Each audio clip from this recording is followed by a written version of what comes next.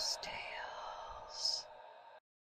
Hey girlies and ghoulies, and welcome to the Girly Ghost Tales podcast. We're your hosts for the evening. I'm Leah. And I'm Amber. And this is a supernatural podcast about ghost stories, ghost hunting, conspiracies, witchcraft, haunted objects, places, even people, and everything in between with a little bit of girl talk mixed in. What more could you ask for? Tonight we have some bone-chilling, spine-tingling tales and tropes for you to immerse yourself in.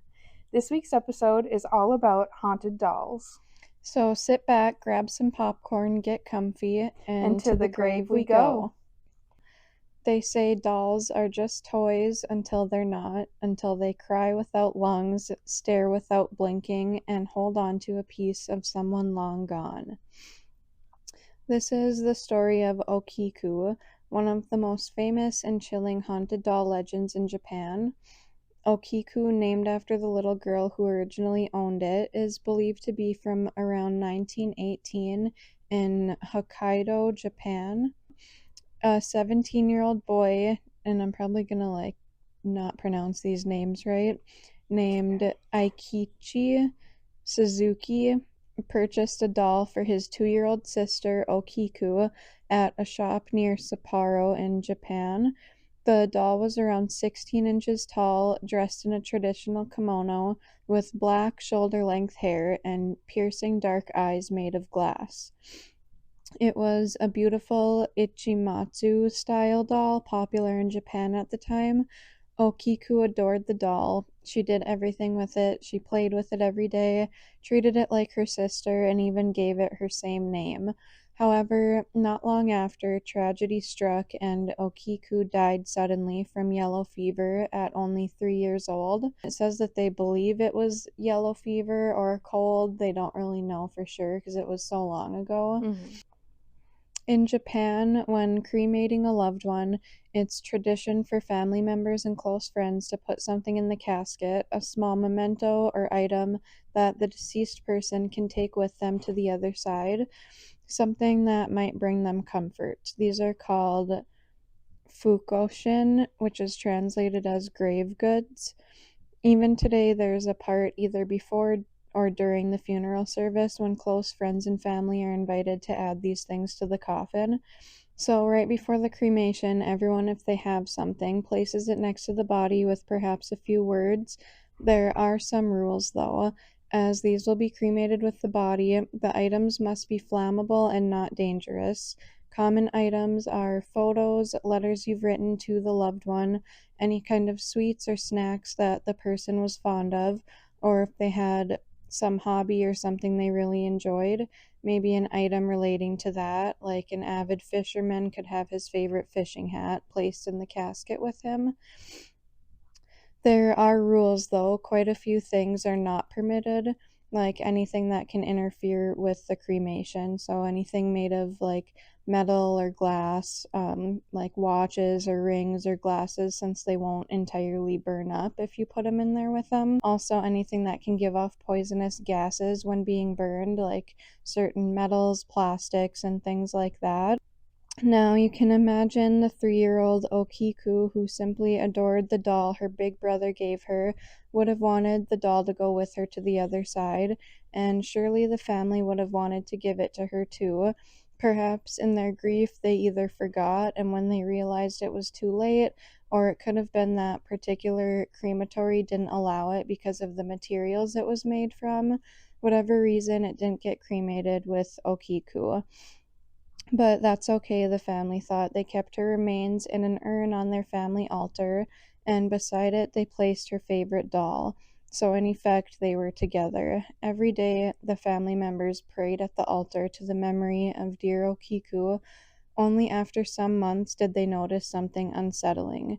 The doll, who had originally had a short okappa haircut, which is like straight across bangs and like a bob, just below the ears, now had hair that reached its shoulders. Yeah, that's disgusting. Terrifying, yeah. Every time they trimmed it, it would return longer, darker, more alive than before.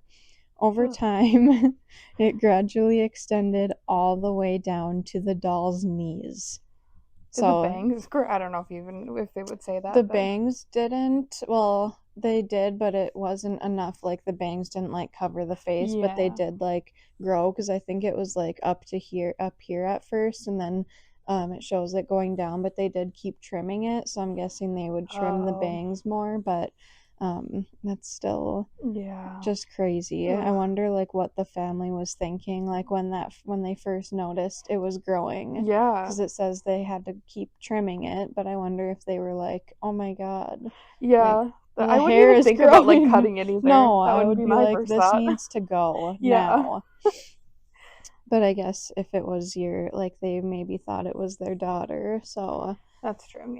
Yeah, I don't know what I would do, but I think I would be really scared. Yeah, for sure. Even if it was like my daughter, I would still be like, that's too something much. is not right with that. Yeah, that's a weird trait to have. I've never heard of like any other stories that have that happen either. So the family would trim it regularly, but it kept growing back slowly, steadily, and unnaturally. Even the ends of the hair looked brittle, like split ends, like actual hair would look. Like it didn't look like doll hair. So in 1938, the Suzuki family moved away from Hokkaido, but felt unable to take the doll with them as they believed the doll held their daughter's spirit. So it's unclear if something happened, like some kind of paranormal activity or something, to make them not want to bring her with, because I would think they would want to take it with them if they thought her spirit was in it. So that makes me think that maybe something happened, like that scared them or something. Like, that's not our daughter. Yeah. They eventually brought the doll to Menenji Temple in Iwamizawa, Hokkaido, where it resides today. So the monks there agreed to care for her, and they say that today they still have to trim her hair, and they preserve samples of it and perform rituals annually to calm her spirit and like keep her at ease. Yeah. So that's another reason I feel like something probably happened if the monks are saying they have to do rituals to like keep her calm and happy. Reminds me of like Annabelle, where they have to like, I don't know if it's like once a month or something, they have to bless it again. Oh, really? I think so. Did you see that they moved the Annabelle doll? Yeah, she's like on tour right now. And then I saw something saying that she was missing. Yeah, I didn't look too far into it, but no, because then the guy who transported her made a video saying like, no, she's not missing, she's here, like let's go see her. And then he went in the museum and like filmed it. Ooh. But all the comments on it were saying like, that's not even the same doll. I'm gonna throw up. I have tears in my eyes.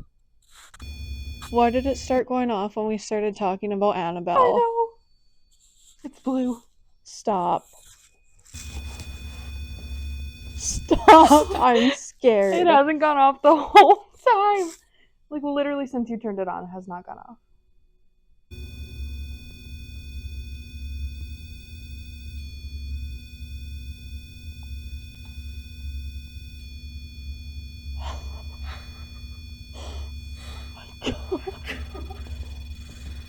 Harold, is that you?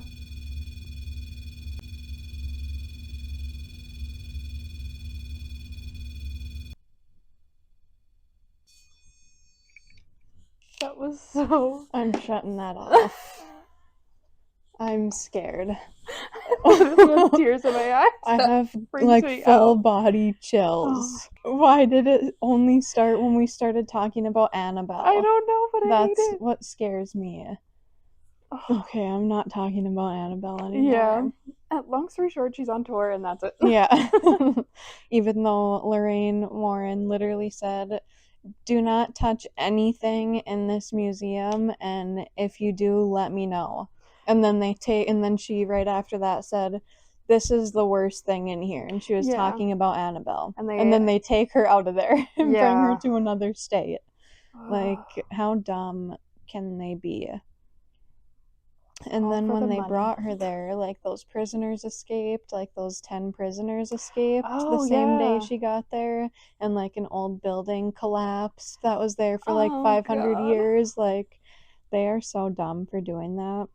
I feel like Lorraine Warren is like turning in her grave, like mad. Yeah. I would be. I would be too. I'm They just did glad. so much work for that to like I know. get it blessed and put it in a case, and like, why would they do that? it was so weird. I hate it. I hate it, but I love it. I know. I like want to turn it back on, I know. but I'm scared. Maybe we'll wait a little bit and then turn it back on. So reports say that the doll's hair has allegedly been examined by scientists, though sources are vague, who confirmed that the hair was human and from a child. So I don't know how accurate that is, because it does say that the sources of it are vague, but so it could just be someone trying to add like another layer of something creepy into it. Yeah. But if it's growing, I feel like that would be true. Yeah. That it would test as like human hair. Some claim to have seen the doll's mouth slightly open, revealing tiny baby teeth forming. Visitors and monks report feelings of being watched or unease around the doll. Paranormal investigators and temple caretakers have claimed the doll moves slightly on its own at night. It whispers or emits faint giggles. Cameras and devices malfunction near the doll, so you can go to that Menenji temple and visit her. However, no photographs are allowed. Oh. I wonder if she's like mad that her parents like Left her her. there, if it is her even. I guess we Yeah. don't know if it even is her or not. So the no photography being allowed brings up the question, why do they perform rituals to calm her spirit? Maybe it's tradition, maybe it's fear, or maybe they know something we don't. There are accounts of monks receiving dreams in which Okiku requests that her hair be trimmed, suggesting a spiritual connection between the doll and the girl's spirit. And the reason for photography being prohibited when visiting her, it's believed that capturing her image might disturb her spirit or cause misfortune to whoever dares to try. I couldn't find any stories about like any true stories about anyone like visiting her or saying anything happened, but I wonder if people did take pictures of her and anything happened to them. Yeah. And that's what made them stop letting you take pictures. Sounds like Robert the doll. I think he's the same way. Yeah. You have to ask permission to take pictures of him or with him. Yeah. Yeah, that one was good too. That Robert the doll one. That one scares me. I know. I was thinking, like I said, like the classic ones are like Robert the doll or Annabelle, but I feel like those ones are so talked about. I So know. I was like, oh, do a different one. Yeah. So Okiku has become an enduring symbol in Japanese ghost lore, a tale passed down through generations. She's been featured in Japanese horror books and urban legends, paranormal TV specials, podcasts, and YouTube documentaries. Her story has inspired multiple horror films and elements of anime and video games like Fatal Frame and others. Whether the story of Okiku is true or just a fabrication of folklore and urban legends is debated, but to this day the temple has not debunked the claims, and the doll still resides there, her hair tended and lovingly, perhaps fearfully.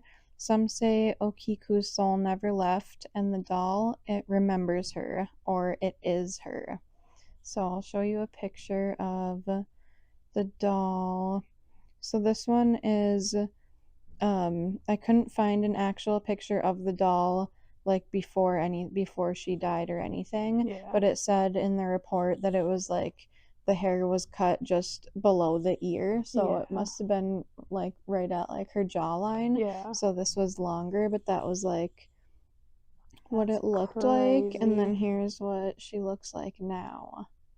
This is the actual doll. Oh, that's creepy. And if you look at her mouth, you can see like an opening, and it looks like little teeth are like starting to form in there, which it said the mouth was not open before. And the eyes, it's very uneasy. It kind of freaks me. Yeah, me too. I didn't want to even like keep looking at it when I was like doing the research on it. So, yeah, there's not any true stories or like reports from people that I could find on her. Yeah, but I couldn't find any really on mine either. Yeah, so that was Okiku, the haunted doll from Hokkaido, Japan. Ugh, that's so unsettling. I know. I hate it. I guess there's not enough information, but the feeling I get from it is that it's either it is her, like the 2-year-old girl, and she's like upset that she died and she's upset that her family left her there, or it's like not the little girl and it's like Yeah. someone that wanted to trick them into thinking it was her, and it's like a bad negative energy. Yeah, that's kind of what I was thinking. Like she Seems looks weird. she doesn't look like good, like a good No. spirit. Like it gives me like a heavy Yeah. feeling. I did Mandy the doll. In 1991, a woman donated an old doll to the Quesnel and District Museum in British Columbia, Canada. I was gonna look it up how to say that and I forgot. She told the museum's curator that the doll was old and she didn't want her daughter to play with it. It's believed the doll is at least a century old. The doll is a porcelain doll with glass eyes. She's wearing an old tattered white dress and she has a crack over her right eye. The museum staff placed Mandy inside a plastic bag to make sure any insects that might be inside the doll would die. Although no insects were inside the bag, employees claimed they could hear the doll rustling in the bag and that it had changed positions inside the bag. Staff members felt uncomfortable with the doll from the moment it arrived. Ugh. Yeah. Insects? Yeah, I Yuck. guess like when museums or anywhere takes like old dolls, they put them in a bag so that if there's insects, they die before they. Well, that's good, I guess, that they do that. I didn't even realize that was a thing. Yeah, I That's didn't. so gross. Yeah, Ugh. I didn't realize that either until I started researching this. When Mandy arrived, she was photographed to add to her collection. She was left in the lab overnight. When staff members arrived in the morning, they found the lab in disarray, as though a small child had had a temper tantrum. Later, a stuffed lamb given to Mandy to keep her company was found on the floor outside of her locked case. The museum brought in a psychic to examine Mandy. The psychic claimed the spirit of a deceased little girl possessed the porcelain doll. According to legend, the girl who occupies Mandy got trapped and died in her basement. She died holding Mandy. Somehow the child spirit transferred into the doll where it remains today. Obviously, the psychic's comments stirred up much curiosity in the curator. The curator visited the doll's donor to find out more information about Mandy. He soon learned the truth. The woman didn't get rid of the doll because of her daughter, as she had originally claimed.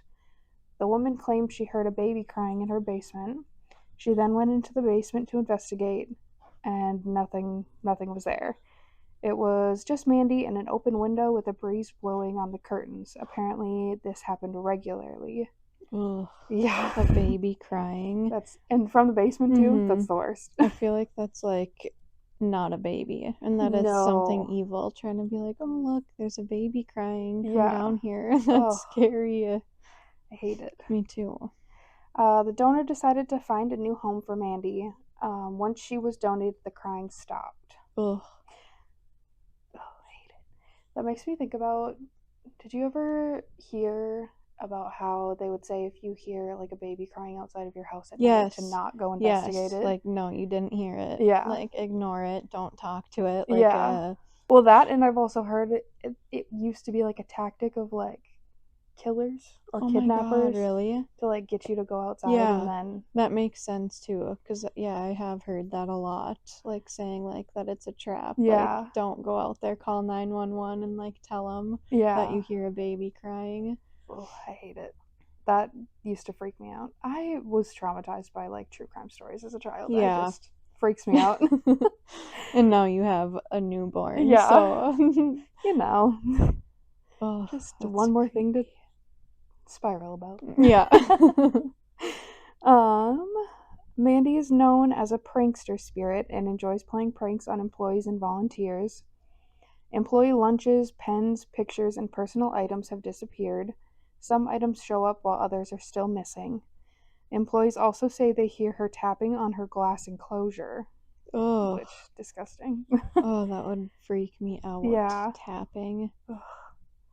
Mandy also loves messing with electronics. Sometimes if you try taking a video of her, your camera will stop working. Mandy has never harmed anyone. Supposedly, she's a childlike spirit and throws temper tantrums when she is unhappy. You can still visit her today at the museum. There really wasn't much about her, so that was pretty much it. I wonder if you can, like... So does she ever come out of the glass case? They never said. They said that, I mean, from what I had read one Probably thing not. that they put her in there because she, like, seems to move. Oh, really? So then, yeah, this is her in that little land that they found outside of her glass case. Oh my gosh, I love her. She's so cute. I know, I love her little bonnet and her little dress. She would fit in, like, with our dolls so good. So perfect. Oh my gosh, I like her. I don't feel like she's, like, evil. No. Like, I mean, even if she's, like, a trickster, like, I feel like that would make sense. Like, if it's a little kid, I don't know. Yeah, I don't know. It's creepy, but still, like, she's so cute. I feel like maybe it's just the picture, but, like, the shadow on her lips make it look kind of yeah, a little unsettling. And her eyes look, that's another thing I read, is that her eyes look so real in person. Really? And they, like, feel like they watch you, yeah, like, follow you. That's how our doll Heather is, the one with, like, the tilted head. Yeah. Her eyes look so real. Like, her eyes always look like they're, like, watering. I do have a few, like, Reddit stories about haunted dolls. So one says, I bought an old musical doll at an auction when I was 12. My parents were avid antique collectors. I believe that me always living in haunted houses and being sensitive to energies was the spirit world trying to wake me the F up. I'm now a medium. Fast forward 20 years, I still have the doll, but my husband absolutely hated it, and by this time, it was actually starting to bother me. The doll all of a sudden would start playing its melody. It had a wind-up key in its back, which we did not wind, at random times, especially at night. We had it displayed just outside of our bedroom. We'd be sitting watching TV, boom, melody. Then one day, shortly after this, my husband started to not be well. The doll started acting up more frequently. My husband was diagnosed with a pretty severe case of pneumonia, and the doll was playing his tune quite a bit. Once my husband got over it, the doll fell silent. So I think it was letting us know something was up. Either way, I sold the doll to a collector a week after, with full disclosure, as I did not want to hear the tune ever again. Oh my gosh. Yeah. That's scary. It almost seems, I mean, she thinks that the doll was trying to tell them that, or the doll was causing it. Yeah, I feel like the doll was causing it. Yeah. And then when he got And better, then when it he was got like, better, yeah, it was trying to think of the next thing to do or something. Yeah. When I was little, I had a whole collection of Barbies, stuffed toys, Monster High dolls, Bratz, you name it. I had basically everything in the market. During the time I was around 7, maybe 8 years old, my mom was gifted a porcelain doll who will just name Gabby. Gabby looked very antique, had very long eyelashes, pale skin, brown curls, and her face was so realistic. It was like staring at a baby. Ugh. Yeah. Though I was a little girl at the time, something didn't click well with this doll, and my mom felt the same way. But regardless, she shook it off and decided to sit that doll by the TV stand in the living room. Every time I passed it, I always felt a shiver down my spine and my heart go at a quicker pace. Something about those shiny green glass eyes staring at me made me not only uncomfortable but frightened. Mom thought it was just me being a kid and being paranoid. At first, I thought that maybe she was right, but I was not so sure. It was just something about Gabby made me wish it was never there in the first place. Later down the line, Mom found a new apartment for us to move into, someplace local, not too far away, and much more decent neighborhood. As a form of celebration, a group of Mom's friends got invited over and were spending time chatting and hanging out in our living room. That's when one of my mom's closest friends of the group noticed the doll. Now, I don't know exactly what was going through his mind the second he saw it, but all I know is that he told my mom to get rid of it, even though Mom already explained that the reason why Gabby is even there is simply because it was gifted to her. He just told her it doesn't matter if the doll was gifted or not. What mattered was that she disposed of it immediately. That's, not creepy.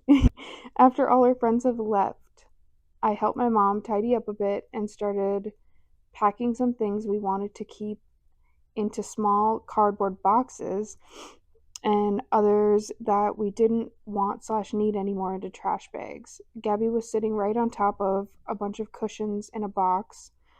As my mom was throwing out any remaining trash, she went to reach for Gabby, and what happened next nearly made me die standing. The very moment her hand reached to grab the doll, it jumped up all on its own. Oh my god, stop. What do Like- you mean jumped up? Like it literally hopped out of its own box. Stop. That's so scary. Me and her screamed so loud, and I think that was the first time I've ever prayed. Mom couldn't stop praying and rebuking over the knockoff Annabelle, and she tossed that thing into a black garbage bag and into the bin where it belongs. Ever since that moment, this created a phobia of porcelain dolls. It's gotten better since I'm way older now, but still, never again. I'm good. Oh, yeah. No, thank you. That is crazy. I wish that was like on video. Yeah. Just of it jumping out of the box. I just feel like that is not even possible. No. Like to jump out of the box. Like I would literally be crazy after that. Yeah. Like I would be so scared and like paranoid and like looking around at everything. Any like, doll I ever saw. Yeah. God. Oh my god. I'd have to and then she said she had like every doll. Yeah. Was that her? Yeah. I'd be like, you're getting rid of all of them. Yeah, I don't me care if it's a too. Barbie. I had one of those 1 meter tall walking dolls growing up. I got it when I was 4, and my mom stood it at the end of my bed. Disgusting. That's not creepy at all. No. Shortly after, I had a nightmare that I was doing crafts with my mom when the doll walked over and picked up scissors and stabbed me under the arm. Oh my god. I woke up and was too scared to move till my mom came in. I also noticed a mark where I was stabbed. I don't remember seeing any scary movies and was not allowed to, so I'm not sure what caused the nightmare, but they continued happening and my mom refused to get rid of the doll. It was moved to the lounge room, but I was too scared to be alone with it, so eventually Mom moved it to a shed. I then dreamt that it would call out to me from the shed. Oh my god. Ugh. Finally, when I was at least 10, Mom threw the doll into the bin. I then dreamt that my dad pulled it apart, put it in the bin, then it put itself back together and came for me. Dad then did it again, but locked the bin, and the bin man came and took the doll away as I heard it screaming. Oh my god, stop. Ugh. Even once the doll was gone, I continued having nightmares of it and still do now as an adult. I have tried to find where my mom bought it from and have asked her, but all she can tell me is that it was from a shop. It was a girl with mid-length black curly hair, black eyes, and a pink dress and a black vest. I believe that it may have been haunted as nothing triggered what happened, and it haunted me for the rest of my life. Oh my god. I want to know where the doll is now. Like, is it in the garbage somewhere? Yeah, is it at some landfill, or and did it make its way to somebody else's home? I think it's definitely haunted. Like, if you're having dreams like that. Dolls are creepy and scary. Yeah, but I love them. I had Harold at home with me for like the last week because so our last episode, the Creepy Kids episode, I did by myself with Harold as my co-host, because Amber just had her baby and she was dealing with newborn baby problems. So Harold is usually here on the shelf, and I brought him home, brought the REM pod home, and the REM pod wasn't going off for like hours. I had like the EMF meter by him that was like going off, like, but it usually does around him, so that wasn't weird. Yeah. But the REM pod didn't go off at all. And then the next day, I had it turned on again and it went off. And it was, so I had that, we have a trigger bear that if you touch the bear it lights up like red, so I put that trigger bear on the desk too, and when I put that there is when the REM pod went off, and the REM pod went off, then the trigger bear did at the same time. And I had our flashlight sitting on the table that we brought with for our ghost hunt. The flashlight was flashing at the same time too. Oh my gosh. And I was home alone, so I, like, at first I was like, something like happened to set it off, and I shut it off and turned it back on, and it did it again. And I have it on video of the REM pod going off. It went orange and blue, and I had ghost tube open, and it said like reflection, and then it went off and was like lighting up blue.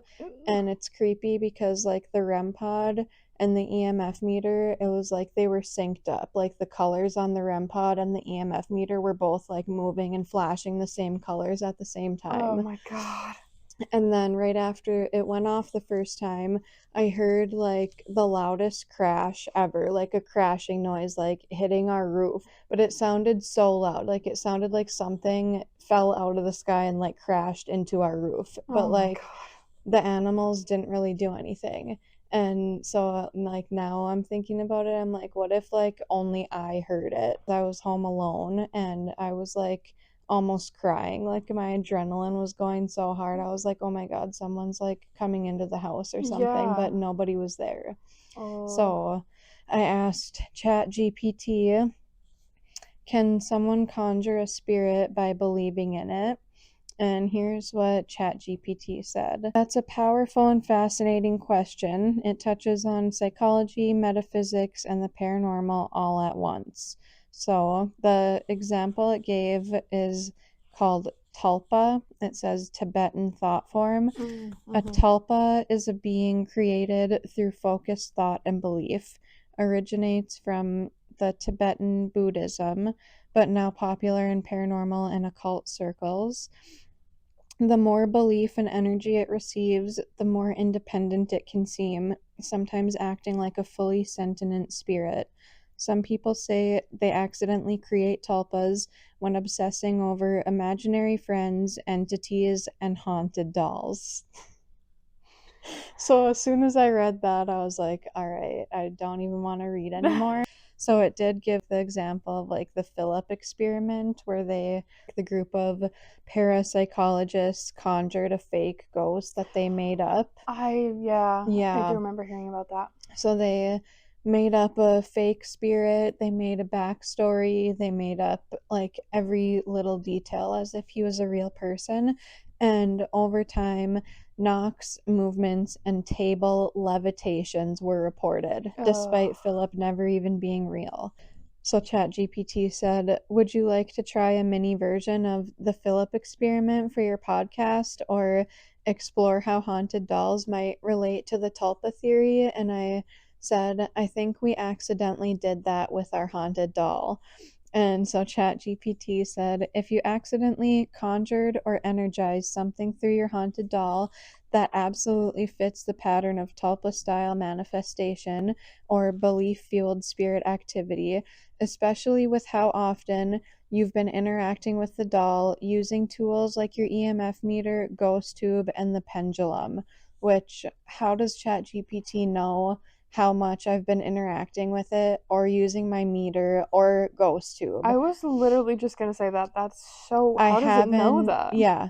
Like, I read it at first, and at first when I read it, I was thinking it was saying, like, if you do this. Yeah. But, like, the way it wrote it is saying, like, oh, especially how often you've been doing it. Like, how does it know what I've been doing? Yeah. Like, this was the first time I even opened ChatGPT, was, like, to ask it about that. I wasn't, like, talking to it or telling it anything. Also, the thing about our podcast, it says something about your podcast. Mm-hmm. Well, so it saves like stuff that you like say like as memories. Yeah. So I asked it, like I told it, that I wanted to do like a podcast topic about like haunted dolls. Okay. But I didn't say anything about that I was even interacting with it at all. I didn't say anything about ghost tube or pendulum ever. Yeah, that's So wild. yeah, I read that and Jake was like, why does it say that? Ask it why it said that. And I'm like, gonna, but I haven't yet. But I'm gonna say, like, how did you know how much I've been interacting Yeah, with our and doll? the equipment that I've Yeah. used too. That's so wild. That's like, AI is someone. Yeah. Like, we are in a simulation, and I feel like Literally. it like messed up because like, how does it know what I was doing? So creepy. Here's the signs you might have conjured or manifested a spirit around the doll. 1. Repeated or escalating activity. Was the doll quiet at first, but then started setting off EMF or responding through tools more frequently? Yes. Because, like, I remember when, like, the day I got it, remember I, like, set it over there? Yeah. And, like, the EMF meter wasn't really going off that much. And then since then, like, now if we put the EMF meter by it, it will go red and, like, not stop. And then the REM pod, too. That's crazy. 2. Naming or humanizing the doll. Didn't realize that was, I guess we shouldn't have done that.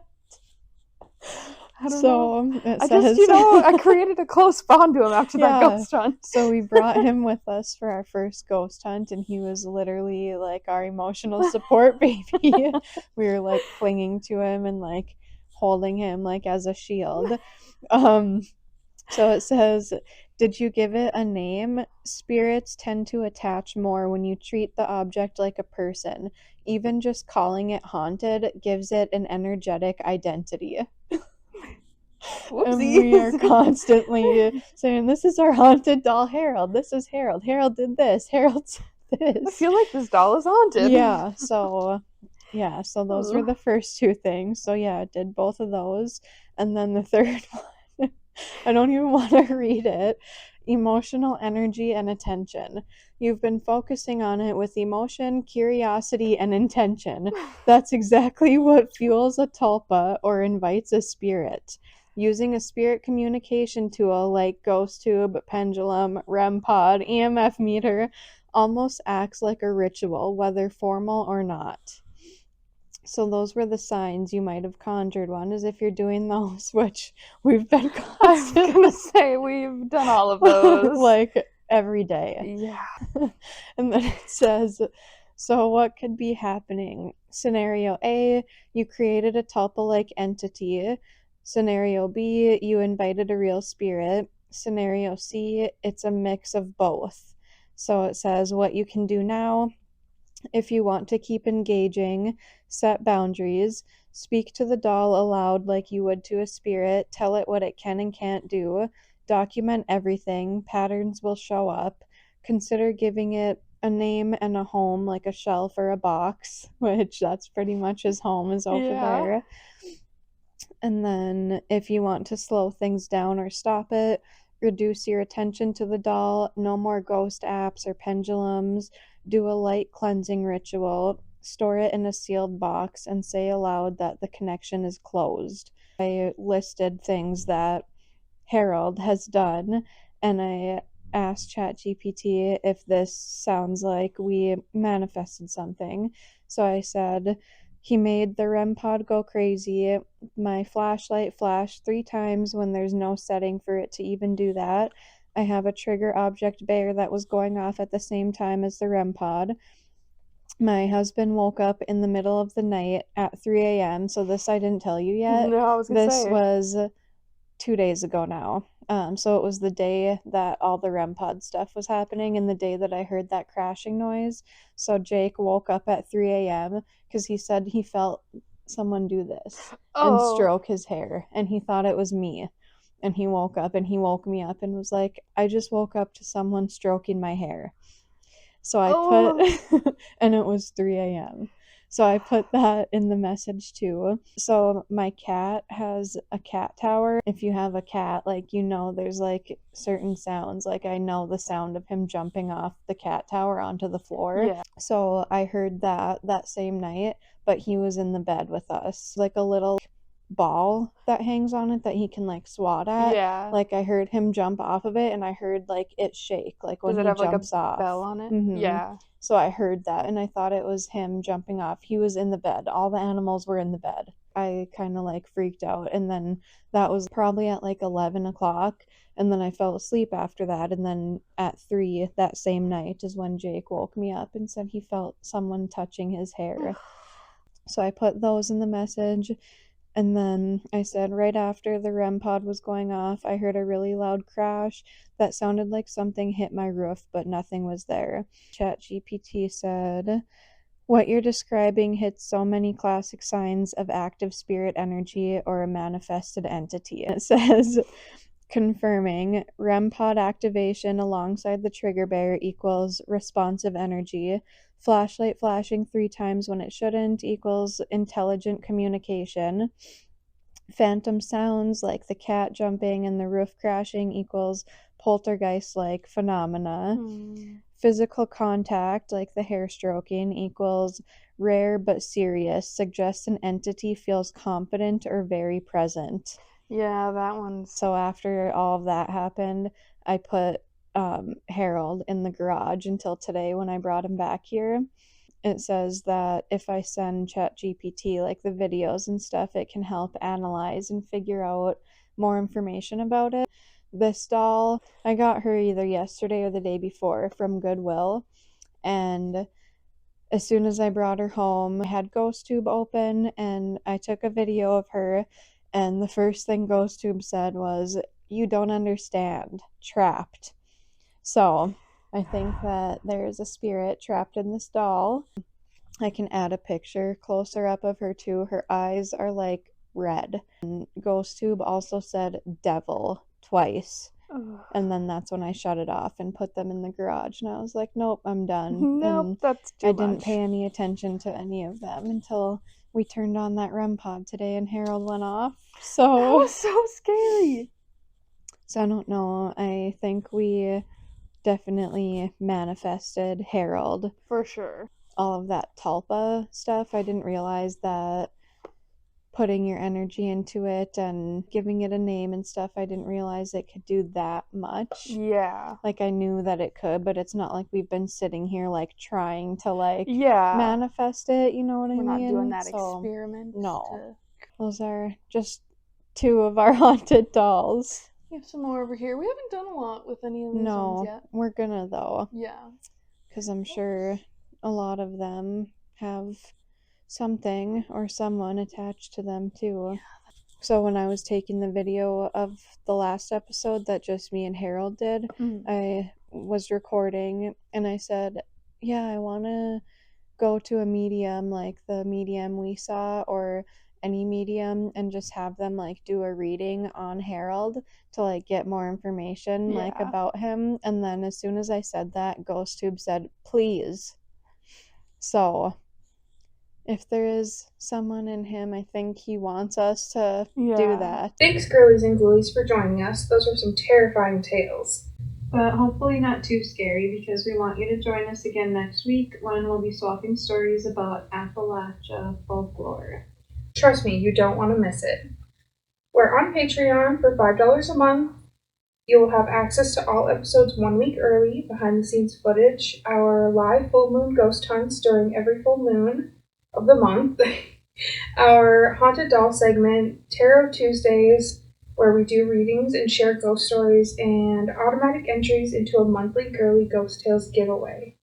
So make sure to follow us on Facebook, Instagram, TikTok, and YouTube, and email us your ghost stories and anything paranormal at girlyghosttales@gmail.com. New episodes release every Friday at 6 p.m. Central Standard Time. Until next time, and remember, if you hear a whisper in the dark, it's probably just us. But just in case, keep your lights on and your doors locked.